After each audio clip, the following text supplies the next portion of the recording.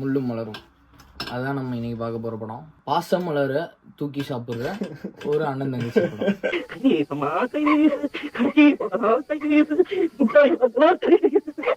வந்து எப்படி கதைன்னு பார்த்தீங்கன்னா, ஒருத்தன் வந்து அவனோட சொந்த மண்ணில் இருக்கான்.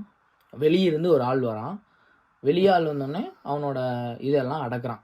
அப்போ அந்த சொந்த மண்ணுக்காரனோட கெத்து அவன் காட்டுறான். சொந்த மண்ணுக்காரனா நம்ம காளி. காளி சார், காளியா? காளி தெரியாது, நீங்க ஊருக்கு புதுசா?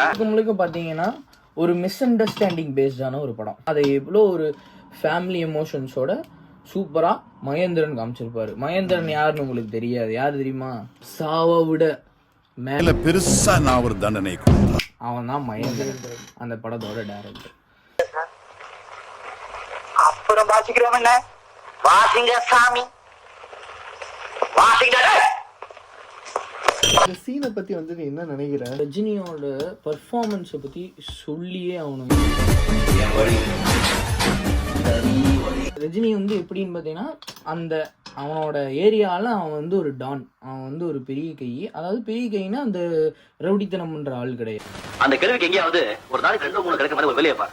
இந்த வேலை சொன்னா ஊர்ல 10 வேலை கிடைக்குது, அதுக்கு நான் ஏற்பாடு பண்றேன். ஏழைகளை பார்த்தா இவனுக்கு வந்து ரஜினிக்கு வந்து ஒரு உதவி பண்ணணும், அந்த மாதிரி சொல்லலாம். பர்ஃபார்மன்ஸை பிரிச்சிருக்காப்புல. இதில் வந்து அவங்க ஒரு டான் அப்படிங்கிறத வந்து சூப்பராக காமிச்சிருக்காங்க.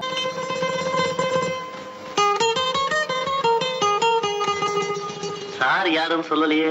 வந்துட்டு லைக் ஊருக்கார ஒரு டான் மாதிரி. ரஜினி வந்து ஒரு கெத்து. இப்போ வந்து மியூசிக்கை பற்றி நான் பேசி ஆகும். இளையராஜா வந்துட்டு இந்த படத்துக்கு மியூசிக் பிரிச்சிருக்கான். எப்படி பாடிட்டு இருக்கப்ப நீங்க வந்து எடுத்து பண்ணிட்டு அப்ப பாட்டை கேட்க விடாம ரசிகர்கள் அது எப்படின்னு பார்த்தீங்கன்னா, அழகு மிகுந்த ராஜகுமாரி மேகமாக போகிறார்.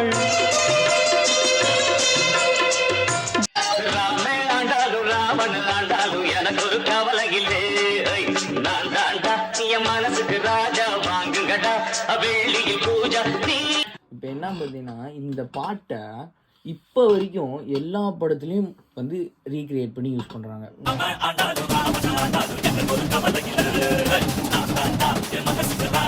அவ்வளோ ஒரு ஃபேமஸான டைலாகா இருக்கட்டும், பாட்டா இருக்கட்டும்.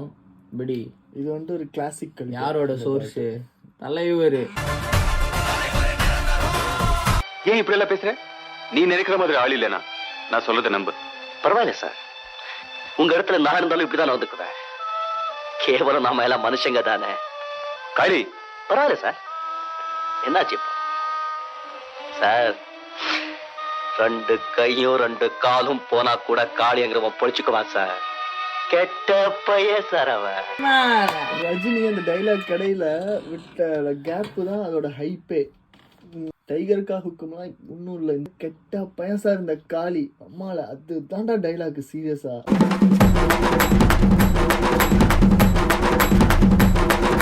இது வந்து ஒரு அந்த மாதிரி கிளைமேக்ஸ் கதையாகுது. இது எப்படின்னு பார்த்தீங்கன்னா, அண்ணனோட பேச்சை மீறி தங்கச்சியும் ஊரும் ஒருத்தனை கல்யாணம் பண்ணிக்க போறாங்க.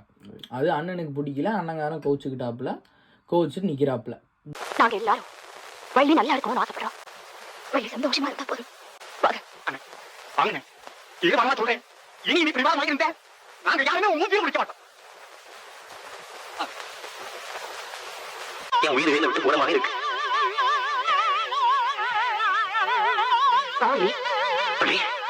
அவங்க தான் என்ன அபியாதிக்கு போறாங்கன்னா தெரியுமா?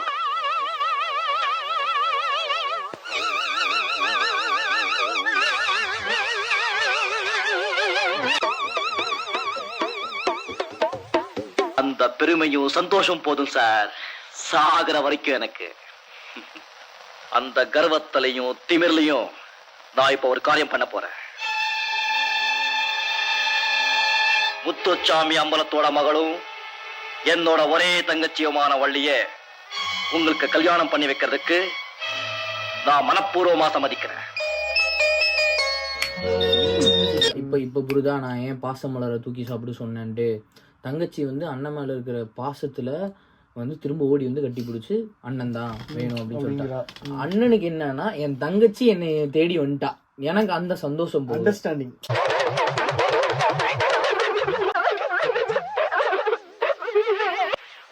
யாரும் வேண்டாம், அண்ணன் மொத்தம் போற கஷ்டம் உங்க மூஞ்சிலாம் எங்கேயா வச்சுக்க போறீங்க?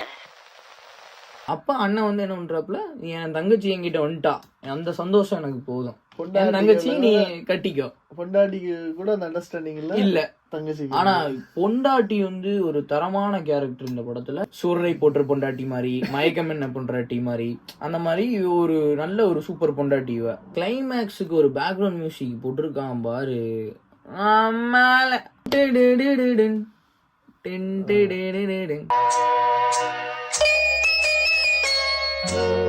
வந்து அருமையான படம், அற்புதமான படம், அட்டகாசமான படம், ஆச்சரியமான படம். எல்லாரும் போய் பாருங்க. Must watch.